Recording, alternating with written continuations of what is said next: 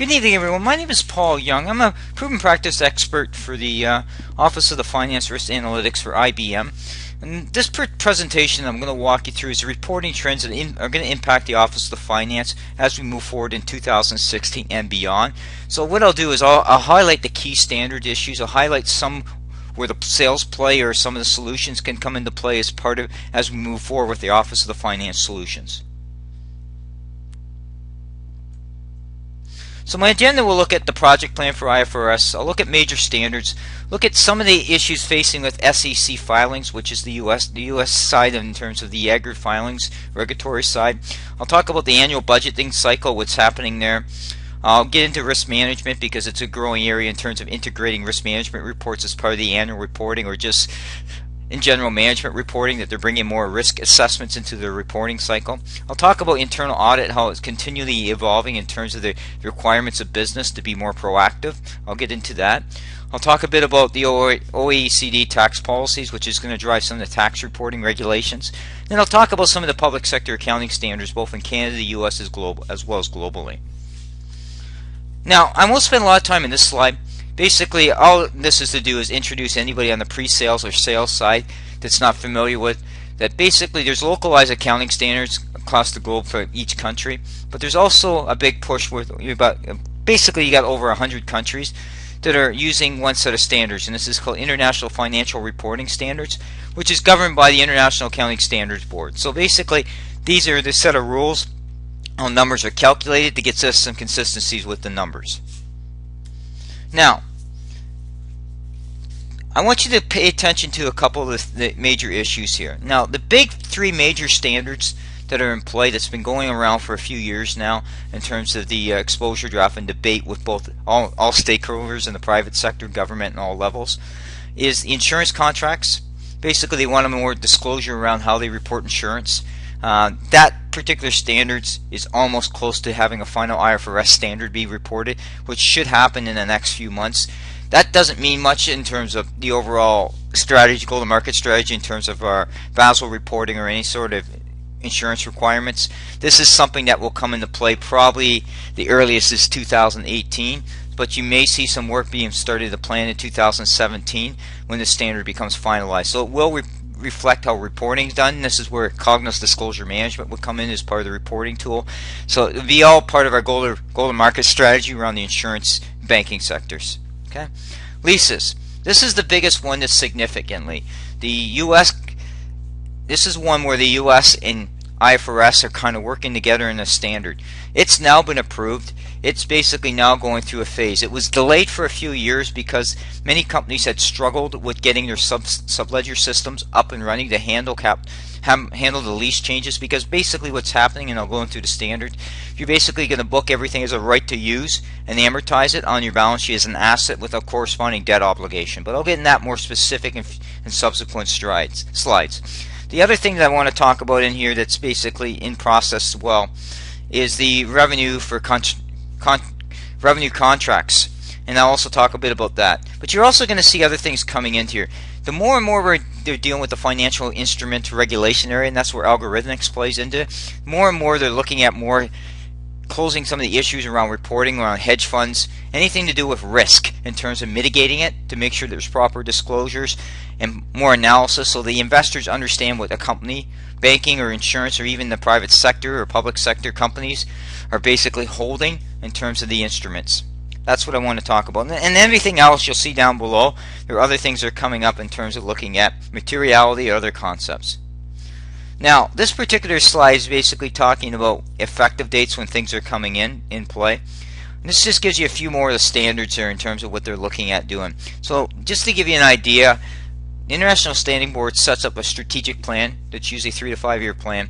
Every year they kind of review things in terms of what they want to target and look at in terms of the accounting reporting standards. Some of that might be driven by local issues from the SEC filings in the various countries, or it could be something where they believe there needs to be more disclosure. And they'll have debate with the stakeholders, and that's basically how that process works. This is now when you hear research projects, this basically is telling you that they're doing an investigation whether or not it makes sense to kind of relook at areas like goodwill, income tax, pollutant pricing mechanism, that's getting into the climate change stuff, and that's sustainability reporting side that we've already kind of have a go-to-market solution around that, but that just kind of gives you an idea there.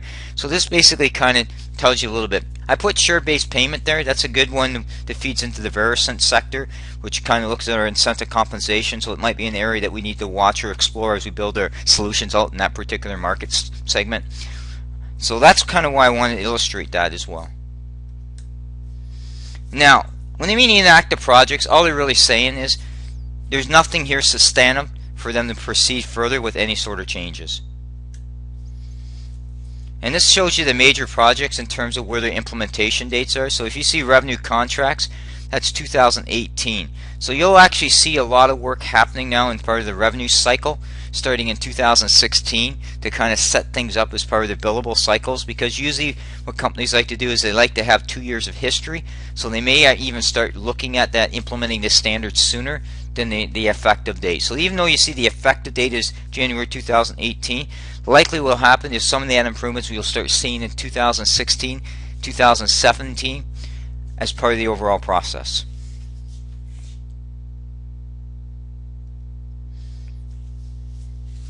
Again, this gives you a little bit more about the effective dates in different areas of the standards. Some of these are smaller standards, so the impact isn't as great, but you should be cognizant of that as you're doing your pre-sales or sales side, especially on the financial instrument side, or some of the reporting side, that they may want to report something more as a part of the SEC filings as part of looking at disclosure management.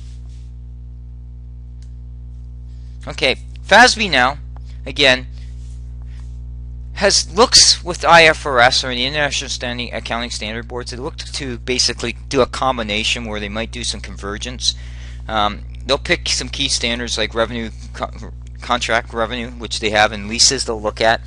But some of the other stuff they'll do on their own in terms of looking at things. And this kind of gives you an idea what's happening in there. Now, what drives some of this too, you need to bear in mind.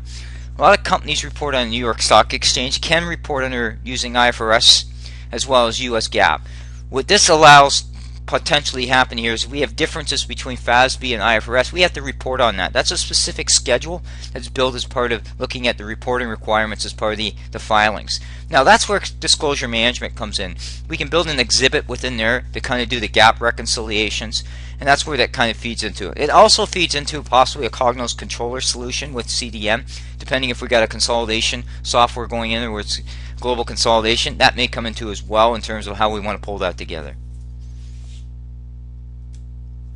This again is just looking at completed projects. You know, cloud computing area is an area that's growing now because of the licensing issue in terms of where the hosted environment is.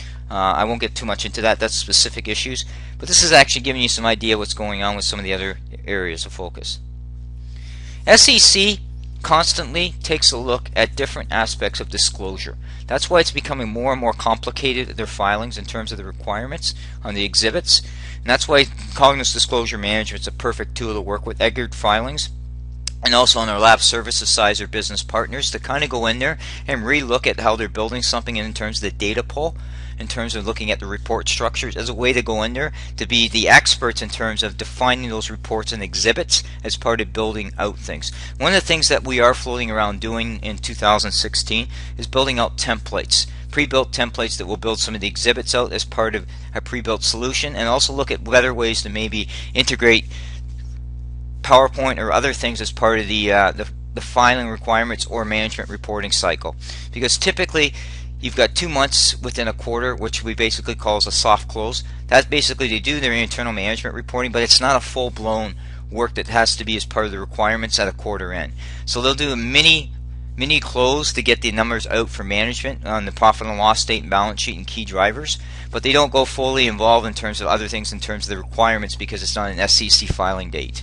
So you need to bear that in mind as well, because this is, I just want to show you this is to kind of give you an idea what disclosure that the SEC may ask.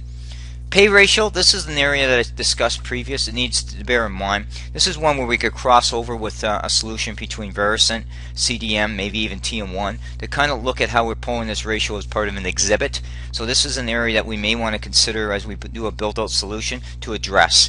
Now all we're really doing within CDM is we're just going to add to a new exhibit for a negative filing to address this issue. And really all this standard is really doing is They want to look at executive pay ratio to the average salary.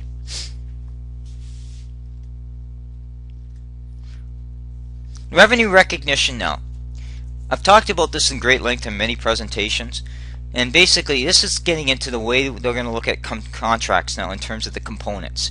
In the past, how some companies did is they basically treated like a cell phone, for example, is they wrote it off at the time you signed the contract. Well, what they're saying now is you need to amortize that cell phone as a component over the life of the contract, because that's where basically you're earning that phone.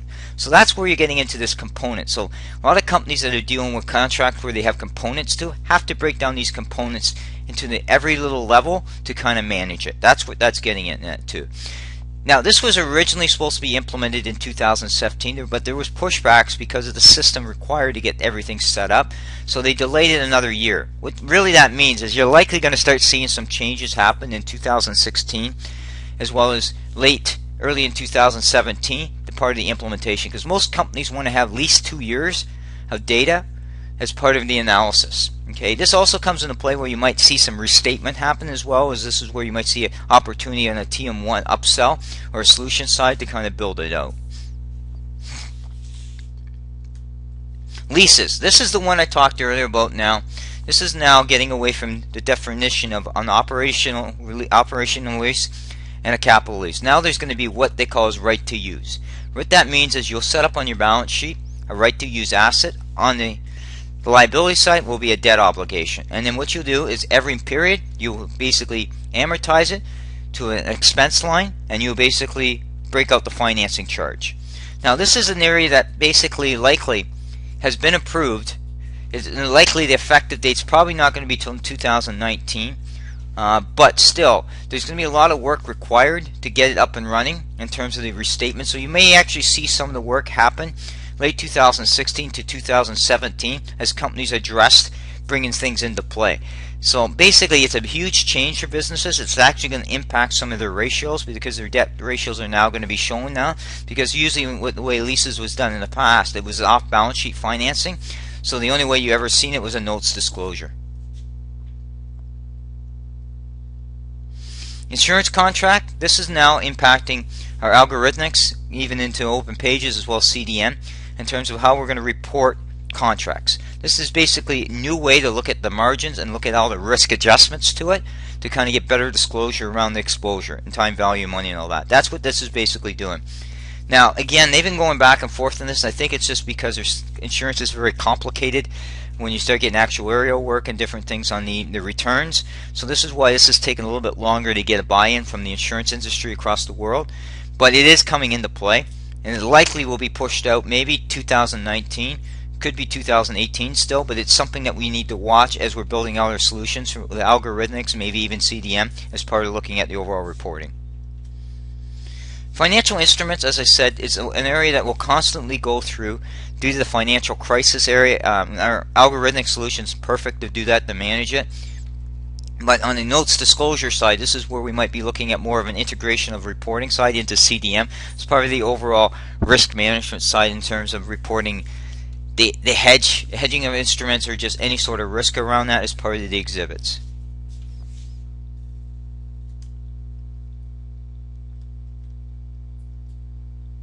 Joint arrangements now, this is already in play. Basically there's no such thing as a joint venture anymore. This is where we only improved 50% of the company in. We're now treating them more on the equity side of reporting.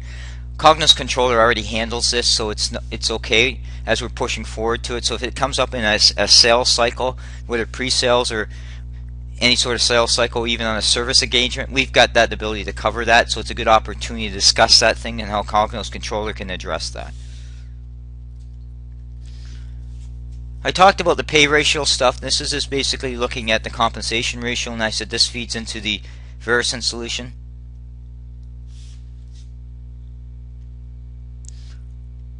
Okay, let me back up now. For the last 25 years, and I can give you my experience from the private sector because I worked for Fortune 500 companies for the bulk of my career. The budget cycle is pretty complicated. We used to have a lot of Excel. Now we've gone more to a TM1, Cognos planning, or different options out there to build models out. the whole planning cycle seems to be looking at now by management to revisit it now.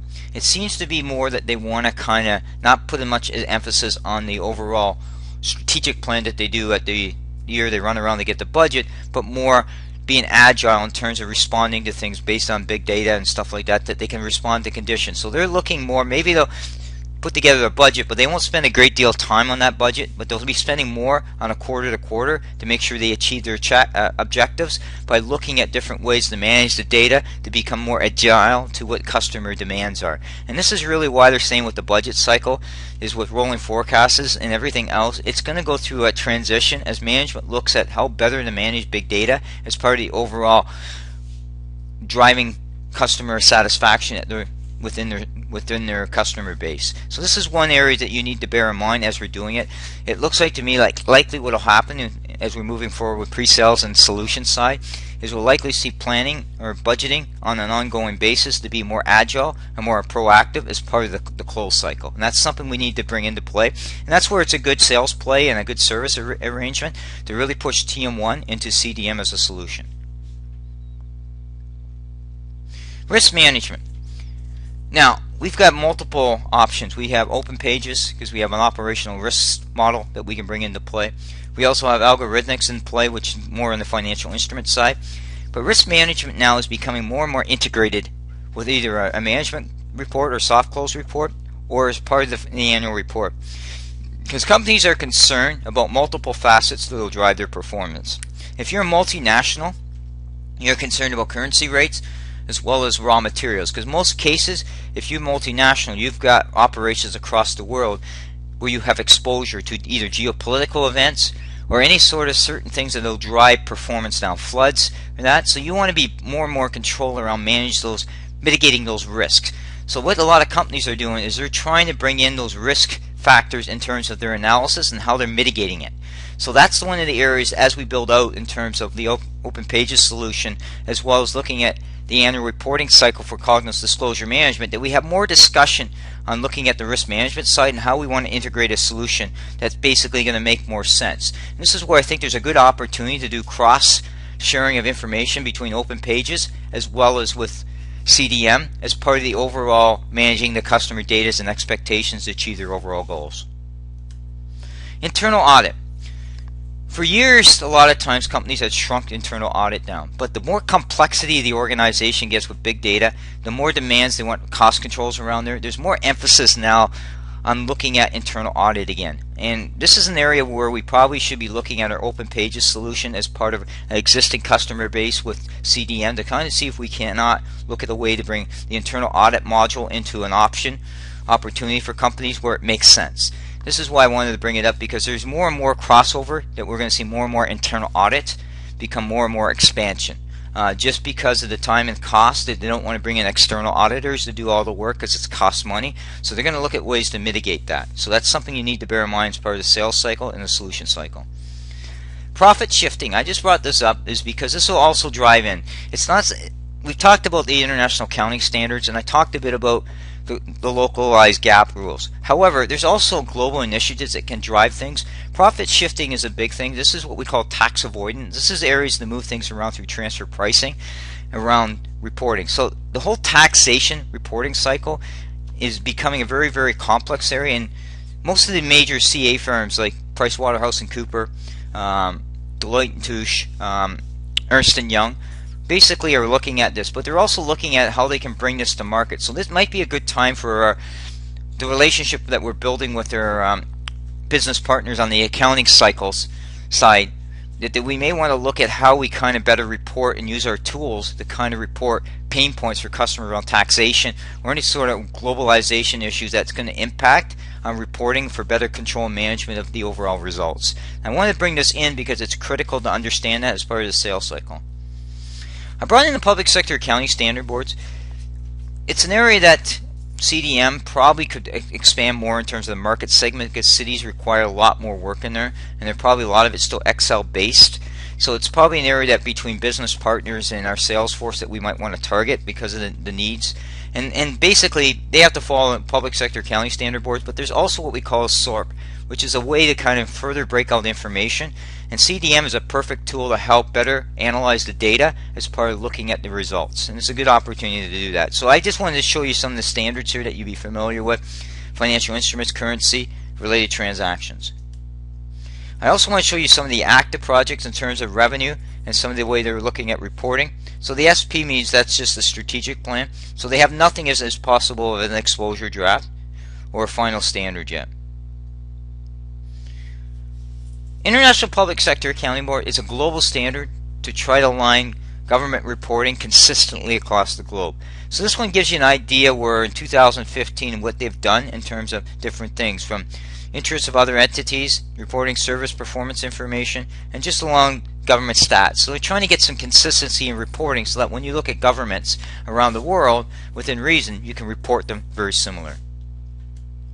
This just gives you an idea of the active projects that are involved in terms of what's going on. This gives you a little bit more about some of the active projects with IPSAB. Now Gatsby is a US one for municipal and state government. So they basically are just looking at certain things that they're in the process of revisiting, from asset retirement obligations and different things around the reporting side. Okay, that talks a bit about this. Now, a lot of times we've had discussion with business partners, lab services, or even a sales cycle. I think the biggest confusion is when we start positioning how we go to market here is we want to make sure that we're not competing against the ERP systems, which we're not. What I'm trying to emphasize here is how we can further align that data to make it more agile in terms of the solutions, in terms of meeting the reporting requirements, both as a potential lab service offering or working with our business partners to expand opportunities for solutions. I'm all about solutions. I'm all about addressing customer pain points and turning those customer pain points into solutions. So one of these things that you're seeing here is some of the areas that they're looking at, from margin side out to cash flow to different things they're trying to get better hold of. Let's be frank, we know big data has been around. We've been talking about it for many years. The key now is taking that big data and making it more enough that we can respond and turn it on a dime. This is where we're going to have more and more emphasis on using TM1, our BI tools, and CDM as possible to create things to be more agile to help drive business performance. Because businesses are going to have to be able to respond quicker to trends, and it's those trends that's going to impact them, how they succeed or fail in terms of their business models. So this again is just looking at cybersecurity. Again, we're still emphasizing cybersecurity because no matter what we go, because we're going more internet based, from e-commerce continues to grow and different things are driving the overall flow of data. We're still emphasizing one version of the truth. That's been going on. This is where CDM comes into play in terms of managing the reports and basically driving performance. That's what the CFOs want to drive quicker. This gives you an idea on a scorecard where they're looking at different things, and I'll hold this slide for a little bit so you can see there's multiple angles that they're looking at. And this gives you a good idea as you're targeting your sales cycle, you're targeting solutions, where we should put some of the focuses on as part of looking at. Even on the lab services side, who I believe we can kind of look at how we go to market and re-look at how we want to better support our customers in terms of the overall reporting side. This presentation was to kind of give you a rough idea of what's going on with the standards. My goal is every 2 months is to update and refresh this deck and make it available to partners. Thank you.